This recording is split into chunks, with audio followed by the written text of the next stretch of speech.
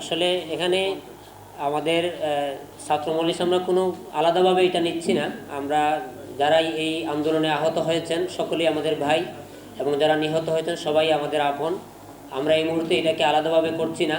তারপরেও আমাদের শতাধিক নেতাকর্মী আহত হয়েছেন, এবং বিগত এই সরকারের দীর্ঘদিনের এই সময়ে আমাদের অনেক ভাই শাহাদাত বরণ করেছেন, অনেক ভাই হামলা মামলার শিকার হয়েছেন।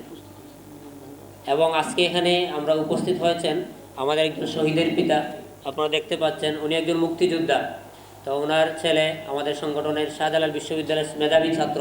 তিনি এই সরকারের আমলেই একদম বিনা অপরাধেই তাকে কারাগারে আটকে রেখে দীর্ঘদিন অমানবিক নির্যাতন করে তাকে শাহাদাত বরণ করতে হয়েছে।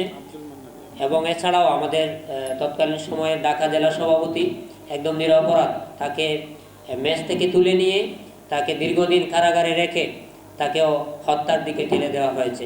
আমরা আজকের এই সংবাদ সম্মেলন আপনাদের মাধ্যমে আমরা বর্তমান রাষ্ট্রের কাছে আমরা এই শহীদ পিতা এবং যারা শহীদ হয়েছেন তাদের আমরা বিচার আমরা কামনা করছি।